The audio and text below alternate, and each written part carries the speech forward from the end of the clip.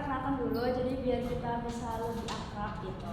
Nama saya Asa, Mbak Nana bisa panggil saya Kak Asa ataupun Ibu. Boleh.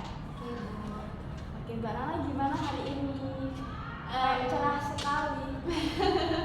Sebenarnya saya emang karakternya begini ya Bu, sebenarnya kayak ya happy vibes gitu. Iya sih,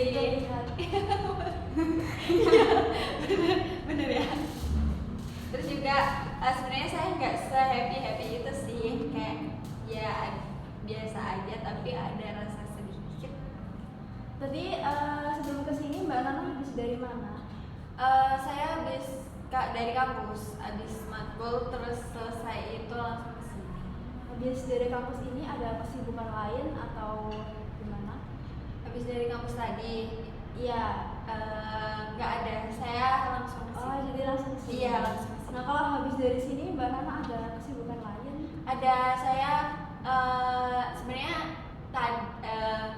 ini sih ada kerkom, tapi saya izin teman dulu karena mau. Jadi padat gitu ya? Iya, padat banget, saya pusing.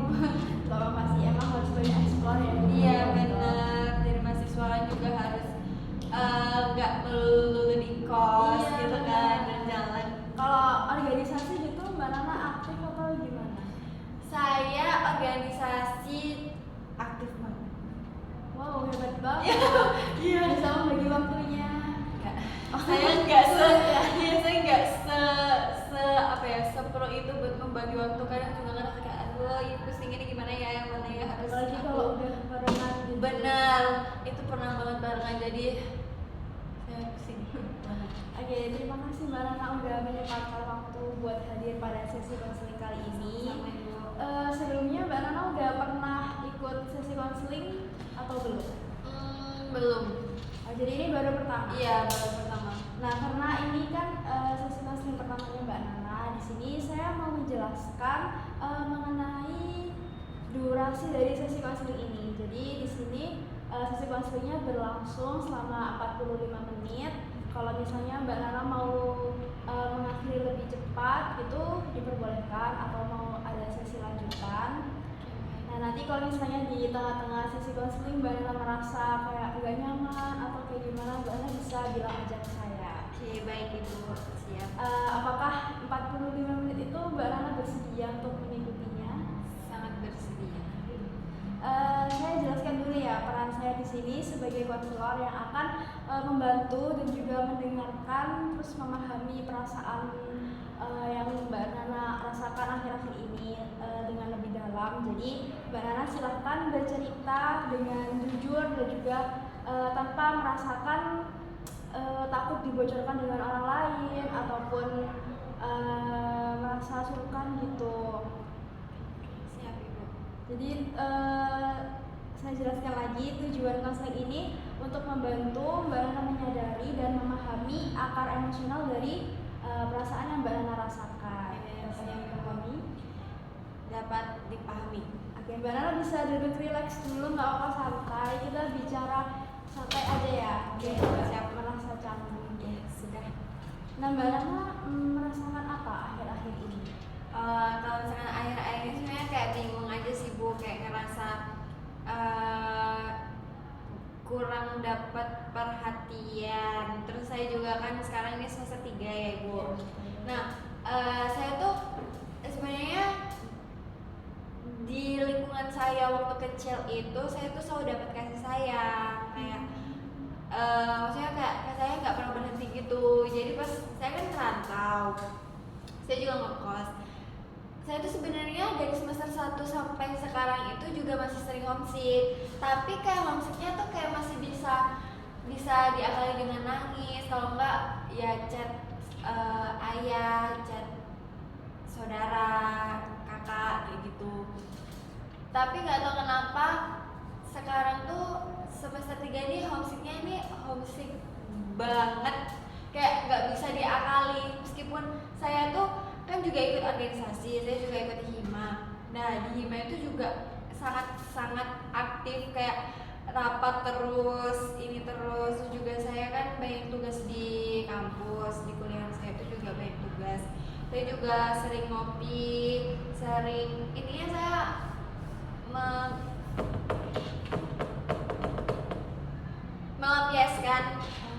tadi itu dengan itu semua, dengan kesibukan, tapi saya nggak tahu kenapa tuh ya meskipun itu tadi saya nangis itu bisa teralihkan, nggak tahu kenapa kayak nangisnya tuh makin makin pengen pulang gitu. Itu sih kalau saya. Mbak Nana merasa di semester 3 ini Mbak Nana merasa homesicknya tuh lebih parah dari Iya. semester 1, semester 2, meskipun Mbak Nana udah nyoba untuk menyibukkan diri sendiri dengan organisasi, aktif gitu ya organisasinya. Benar aktif banget.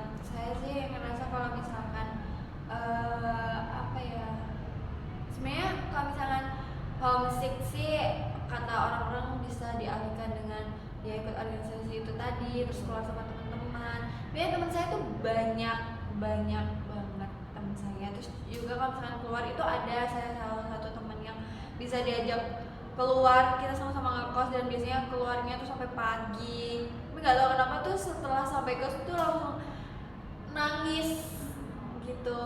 Itu hal wajar banget sih Mbak. Iya. Soalnya kan pasti rasanya beda gitu ya kan di Bener. rumah, terus di kosan Bener. juga. Meskipun Mbak Nana udah mencoba punya temen juga yang Bener. nggak ada selama ini, tapi tetap nggak bisa mengisi kekosongan itu. Benar. Nah kalau boleh tahu ini apa yang paling membedakan dari suasana rumah sama suasana kos? Sebenarnya sih nggak ada bedanya. Saya kalau di rumah dan di kos juga sama-sama gabut. Kayak di rumah juga tidur makan. Kalau di kos juga sama aja. Cuman kan kalau misalkan di sama dibedain, kalau misalkan di kos sama di rumah kan lebih padatan di kos. Nah, kalau di kos juga sekalinya gabut kan juga tidur sama aja di rumah. Tapi kalau di rumah tuh apa ya, kayak dapat afeksi dari keluarga, perhatian gitu kan. Terus juga kayak ini belum sarapan, makan dulu, ayo makan siang, ayo makan malam kayak gitu. Terus juga kayak kangen aja sama masakan rumah juga. Terus kayak perhatian, saya tuh sebenarnya orang yang sangat butuh diperhatianin gitu loh Bu. Jadi kalau misalkan sebenarnya teman saya juga perhatian sama saya, tapi kan juga kalau misalkan perhatian teman dan keluarga itu beda gitu. Mbak Nana tetap merasa kosong meskipun udah diisi sama teman-teman gitu kan? Iya benar, kayak ngerasa kosong aja, kayak ya teman aku bisa, kayak teman aku juga biasanya kayak udah makan belum, makan kan juga nggak ada bedanya sama keluarga yang kayak ayo makan kayak gitu. Tapi nggak tahu kenapa tuh feelnya tuh sangat beda. Kalau kan ngerasa kalau misalkan ya ibarat kayak keluarga nih, ya saya tuh memang sebenarnya tuh dari kecil tuh keluarga saya tuh kan dulunya seperan. Saya tuh nggak boleh keluar malam-malam. Kayak dulu tuh dibatasin kalau keluar malam tuh jam 7, kalau nggak jam 8 tuh udah di rumah. Dan nggak boleh jauh-jauh. Kan saya ini tuh sebenarnya tempat tinggal saya itu sangat di pojok banget dan di desa. Nah kalau misalkan ke kota itu ada 30 menit. Nah teman saya tuh di kota semua. Jadi kayak kalau misalkan mau main sama mereka tuh harus apa ya, harus diantar gitu. Saya tuh kayak kalian tuh iri gitu loh sama temen-temen yang boleh bawa motor sama orang tuanya, tapi saya tuh selalu diantar. Kan juga mungkin juga efek dari strict parent gitu ya. Tapi semakin lama saya merasa kayak gitu, saya tuh kayak nggak pernah yang marah kayak kenapa sih aku selalu dikekang, itu enggak. Karena mungkin juga dari kasih sayang orang tua ya. Saya kan juga dulu, saya kan deket sama ibu saya tuh kayak nurutin kemauan saya, tapi apa ya, kayak ibu saya bilang kayak kamu nggak boleh keluar malam, di rumah aja. Kadang kalau misalkan orang lihat kan kayak apa sih, strict parent banget, tapi saya nggak pernah merasakan itu. Karena apa ya, karena ibu saya tuh 24/7. Jadi kayak ibu saya tuh kayak teman saya gitu loh.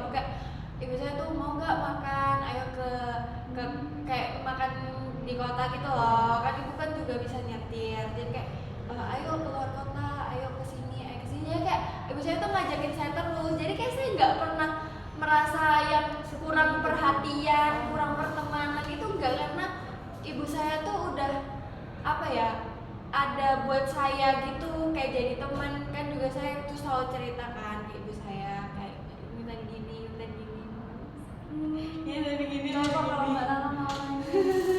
iya, dari kayak dulunya tuh ibu saya kadang tuh saya pernah kayak bilangin apa sih ya, strict parent gini-gini, tapi saya tuh malah kesal sama teman saya sendiri kayak ya kenapa gitu loh, kayak ya udah ini treat orang tua aku tuh seperti ini. Terus juga saya tuh deket sama ibu tuh dari kecil, jadi ibu saya kan udah meninggal, jadi kayak dari kecil sampai ibu saya nggak ada tuh saya tuh selalu deket sama ibu gitu. Nah justru strict parents itu yang bikin Mbak Nana semakin kangen sama rumah Iya, gitu kan. betul sekali. Nah kalau di kosan ini kan pastinya beda banget ya suasana di rumah yang selalu ditemenin sama ibunya sama keluarga. Kalau misalnya Mbak Nana merasakan kesepian gitu, biasanya apa yang Mbak Nana lakuin? Kalau misalnya kesepian doang sih saya kayak bakalan nangis. Pasti saya tuh orangnya nangisan banget, kayak dikit-dikit nangis, Nggak kayak apa-apa banget. panik dikit nangis, ini dikit nangis, terus kayak tugas banyak dikit nangis, kayak gitu, kayak capek. Pokoknya ini saya apa-apa tuh nangis. Jadi pastinya kalau misalkan merasa kayak gini tuh pasti menangis. Tapi kalau misalkan yang benar-benar kesepian banget, saya bakal ngajak teman saya kayak keluar. Karena kalau misalkan di kos ini nggak bisa nih, kalau misalkan di kos pasti akan ngebuat saya tuh stres. Saya tuh sebenarnya kalau misalkan nangis yang benar-benar, saya tuh pernah ada di titik dimana jadi teman-teman saya tuh yang di rantauan itu tuh semua pulang, jadi tinggal saya doang. Tapi ada teman tapi cowok, tapi kan saya nggak berani ya ngajak. Nah teman saya yang deket ini tuh kayak dari luar Jawa gitu, yang saya biasa ajak ini. Nah dia tuh pulang. Nah saya tuh kayak ngerasa sendiri, kayak di kos sendiri ini tuh ngerasa stres banget, kayak bingung ini aku harus ngajak siapa karena gak ada teman. Meskipun ada teman cowok kan gak enak gitu kan mau diajak. Nah itu tuh saya tuh nangis sampai yang jambak rambut gitu, sampai rontok gitu, kayak aduh stres gitu, kayak pengen pulang tapi juga ada tuntutan organisasi, jadi nggak bisa saya pulang. Yang membuat Mbak Nana kayak nggak bisa pulang tuh karena dari organisasi itu ya. Benar, itu adalah Padahal Mbak Nana memilih organisasi itu buat menyibukkan diri, tapi justru malah nggak bisa pulang gitu. Iya. Itu mempersulit Mbak Nana buat pulang. benar. Saya tuh sebenarnya culture juga sih di organisasi itu, karena kan saya sebenarnya sih dari SMP ke SMA itu ikut OSIS.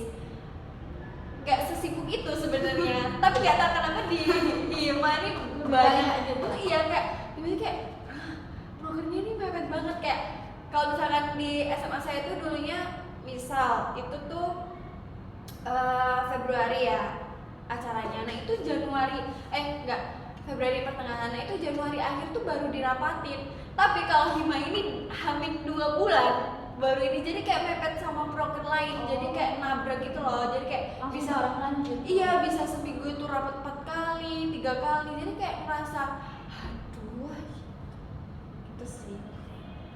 Mbak Nana yang menjadi akar homesick itu karena Mbak Nana rindu suasana rumah yang hangat gitu. Benar. Terus kalau selain ibunya Mbak Nana, siapa lagi yang paling Mbak Nana kangenin gitu?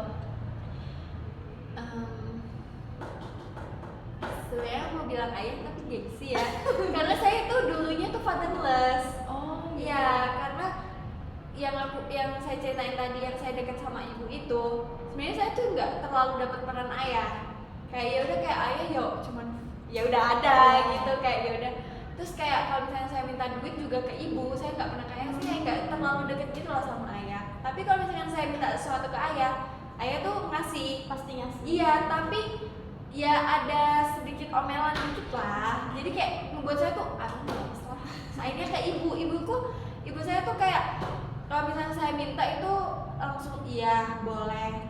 Tapi kalau misalkan ibu saya tuh mikir-mikir ini tuh bermanfaat enggak, itu kadang ya minggu depan kayak gitu.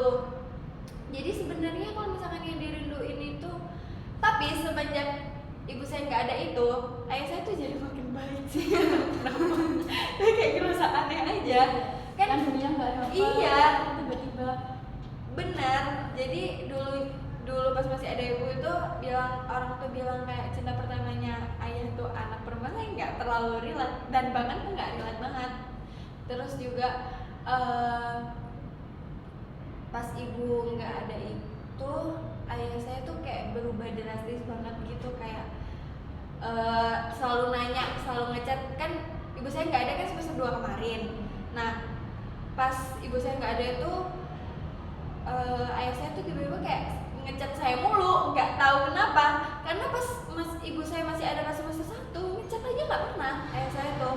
Kadang juga kalau ngechat bilang cuma nanya kapan pulang, dah gitu doang. Itu kayak masih kalau misalkan dihitung chat ya sama ayah tuh kayak paling cuma 100 or 200 chat doang, nggak yang ada yang chat urgent. Tapi nggak tahu kenapa tuh ayah saya kayak kalau misalnya saya pulang ke rumah nih, ayah saya tuh kalau misalkan pulang kerja itu kita tuh jadi dulunya tuh kayak orang asing gitu, tapi pas ibu saya nggak ada tuh jadi makin baik, kayak bawain jajan, bawain ini, bawain itu, kayak nih es, nih gorengan, nih roti, nih kan bukan apa-apa tapi kayak ngerasa aduh sebenarnya ini nggak pernah, kenapa tiba-tiba kayak gini gitu. Terus juga ayah saya tuh sering banget, nggak sering sih, makanya kayak ada seminggu sekali mungkin teleponin saya kayak gimana pulang kapan kayak gitu. Sebenarnya ayah saya tuh sebenarnya juga orangnya gengsian banget, kayak mau bilang kangen itu kayak nggak ini, dia kayak anti romance lah ayah saya. Jadi kalau misalkan dibilang kangen sih sebenarnya kangen juga sama ayah saya, tapi kalau misalkan di ini lebih kangen nenek sih. Saya panggilnya Uti kan. Nah itu kayak sebenarnya Uti saya tuh sama kayak ibu saya, tapi ibu saya tuh tipe orang yang lembut banget. Kan ibu saya itu orangnya nggak pernah marah. Jadi kalau misalkan kan saya ada kakak, kalau misalkan kita salah tuh nggak pernah yang ngebentak atau main tangan gitu, kayak pasti langsung dibilangin gini. Kalau Uti saya tuh kayak ibu saya, tapi dia tipenya orangnya keras. Tapi gimana ya? Bilangnya itu kayak ibu saya, tapi dengan nadanya tuh agak keras gitu. Sebenarnya kangen Uti sih. Mirip-mirip gitu ya? Iya mirip-mirip lah, karena kayak ya nenek saya kan juga ibunya ibu saya aja. Iya betul. Iya jadi sama. Nah kan tadi Mbak Nana udah bilang ya kalau ayahnya Mbak Nana tuh bisa berubah drastis gitu. Ya, semenjak istrinya Mbak Nana udah nggak ada. Nah itu tuh bisa nggak? Itu setelah Mbak Nana ngekos, apa itu bisa jadi pemicu Mbak Nana homesick gitu, kayak kangen perhatian dari ayah Mbak Nana yang secara langsung gitu loh? Tadi kan ayahnya Mbak Nana kan jadi berubah kayak lebih perhatian Mbak Nana gitu. Nah itu tuh terjadi waktu Mbak Nana di rumah atau di kos juga merasakan? Oke. Dua-duanya. Kalau secara langsung itu saya mungkin kayak cuman ketindakan aja ya, bukan ke omongan. Kayak jadi nih gorengan nih kayak gitu dong Mbak. Iya benar. Terus kayak kadang tuh pas di rumah tuh tiba-tiba ditanyain mau ini enggak. Terus kayak juga akhir-akhir pas saya pulang tuh ayah saya tuh selalu ngajak, mau makan soto enggak? Ayo makan soto, ayo makan nasi.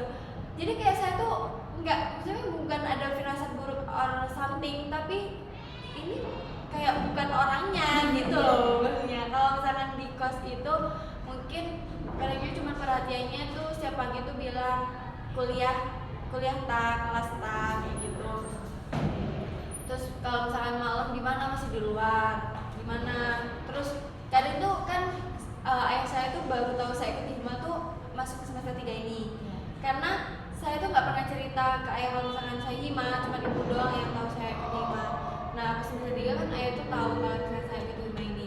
Nah ayah tuh tanya kalau misalkan sore atau kalau nggak malam rapat gini.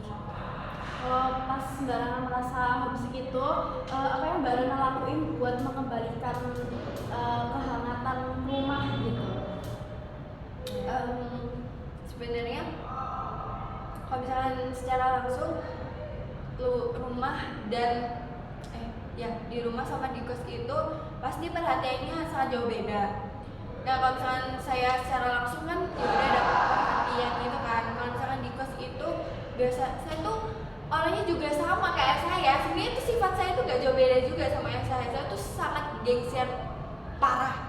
Jadi kalau mau telepon ayah saya tuh kayak misalnya nih buka mau telepon tuh kayak Telepon gaya. Iya bener.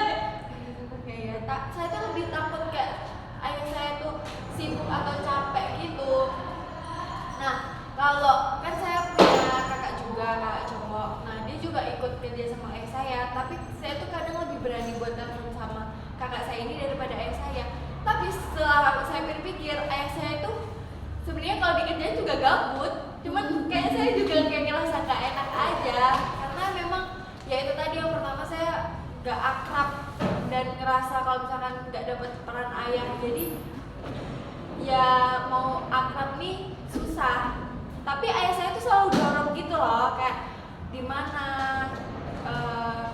ada tugas lah di kampus lah. Jadi ayah saya tuh ngedorong buat kayak cerita gitu loh, tapi saya nggak bisa. Tapi ayah saya tuh selalu cerita kayak misalkan di depan rumah tadi ada yang berantem, itu ayah saya tuh cerita kayak tadi di rumah ada berantem gini.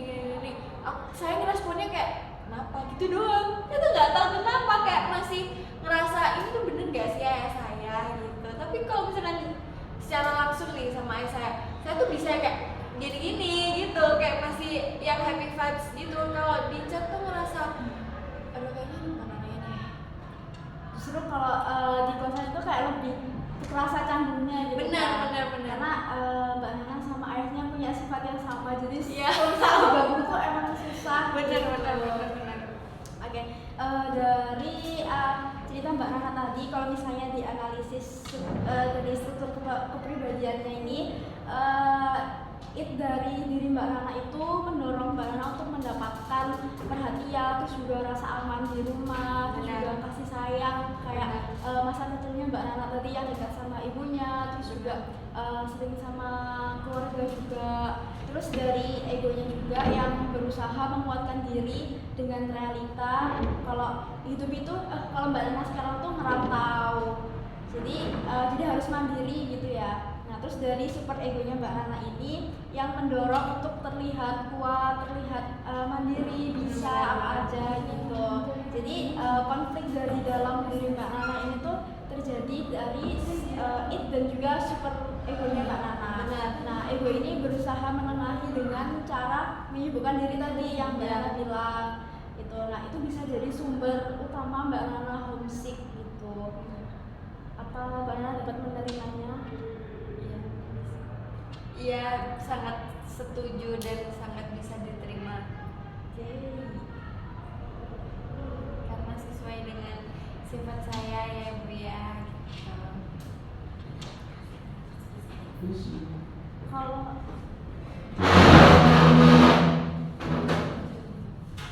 Mbak Nana sendirian di kos itu apa yang beda dari dulu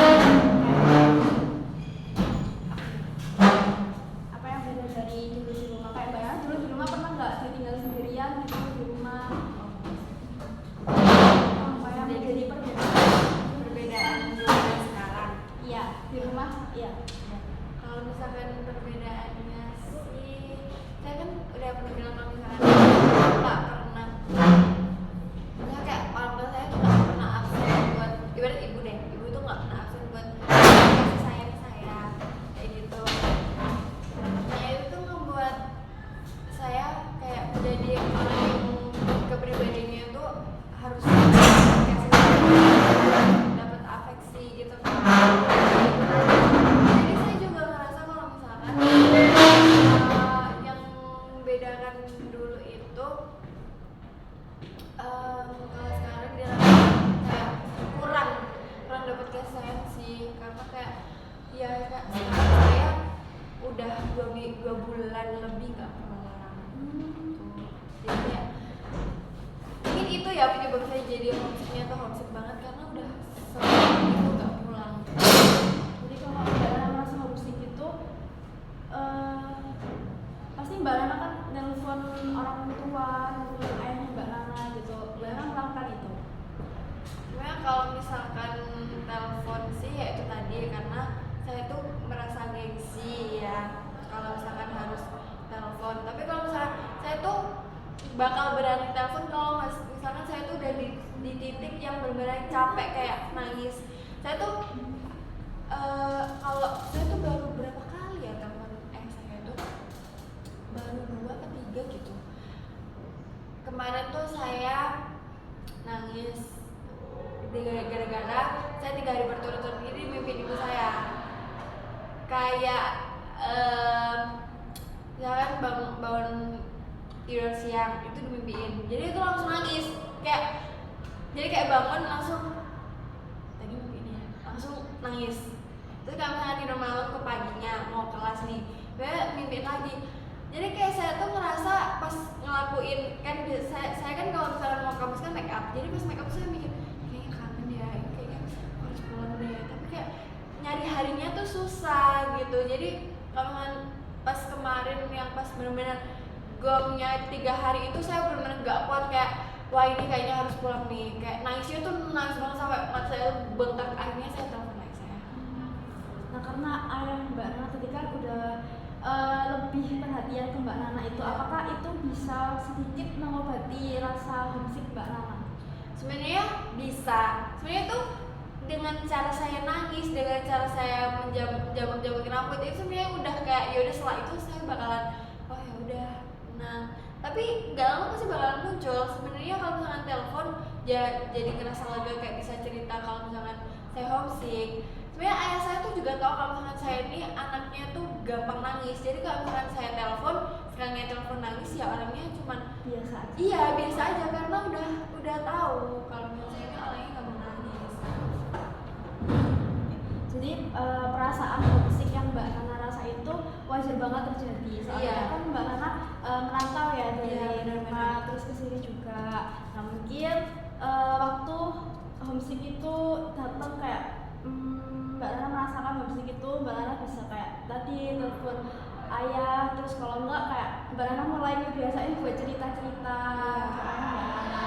Terus juga Mbak Nana di sini banyak teman kan. Iya. Terus biasanya ada temen yang kayak nemenin Mbak Nana selalu gitu.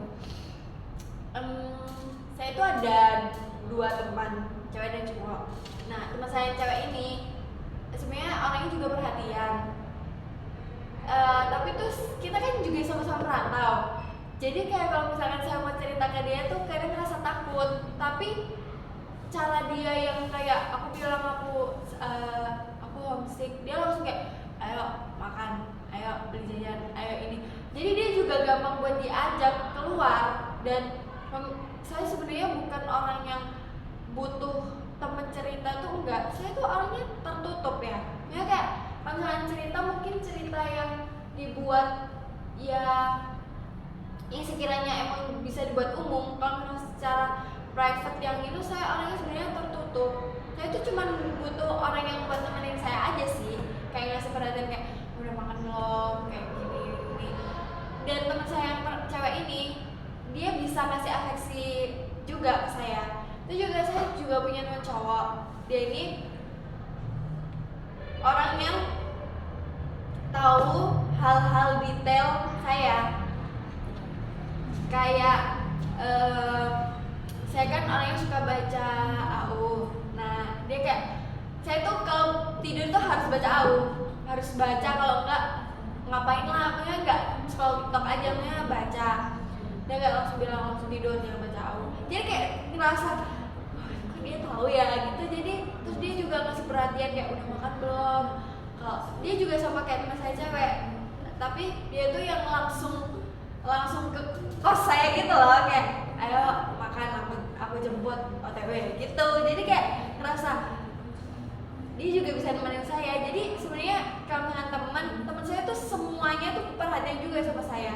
Kayak saya kan juga punya circle, nah semuanya tuh juga perhatian ke saya. Tapi kalau misalnya disuruh milih ya 2 orang tadi yang bener-bener tahu saya orangnya kayak gimana, saya orangnya gampang nangis, sering ngobsing, terus kebiasaan saya ini.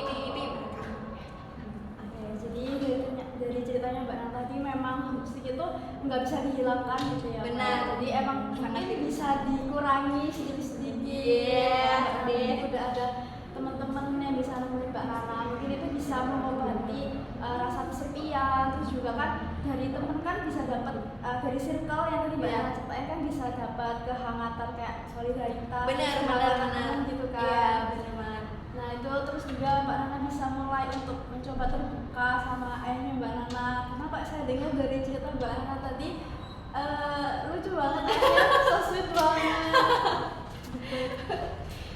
Kalau dengan cerita ke ayah saya, mungkin saya akan mencoba ya, meskipun saya orangnya ya itu tadi, saya orang yang tertutup, bahkan sama teman saya aja nggak yang cerita banget.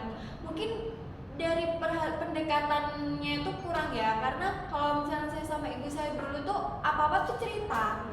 Mungkin dari pendekatannya aja ya, mungkin akan saya coba deh cerita kayak saya. Saya tuh takut too much aja, takut yang oversharing gitu.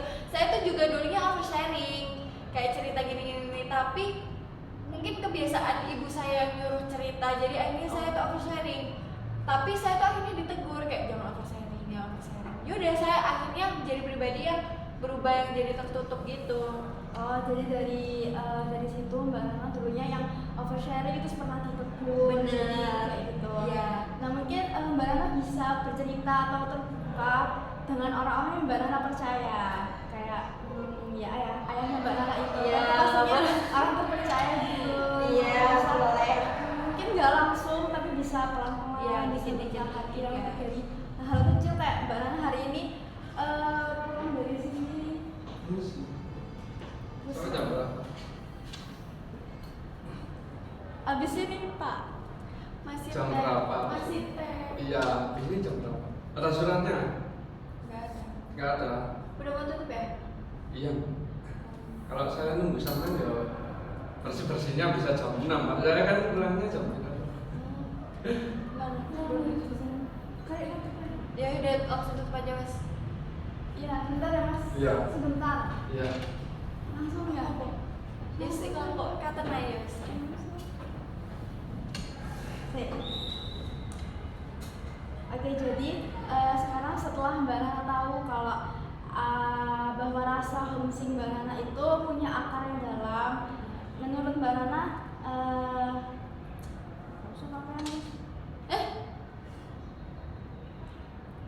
Mbak bilang aja kalau misalkan aku udah punya solusi, mungkin nanti mana kita bisa janjiin ke konseling berikutnya supaya progresnya.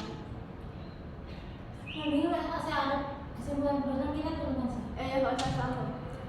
Oke, jadi tadi Mbak Nana udah menemukan solusi dari cerita Mbak Nana tadi. Kalau misalnya Mbak Nana butuh konseling lanjutan, bisa dijadwalkan ulang dengan saya. Oke, Terima kasih. terima kasih Bu Hasan. Sama.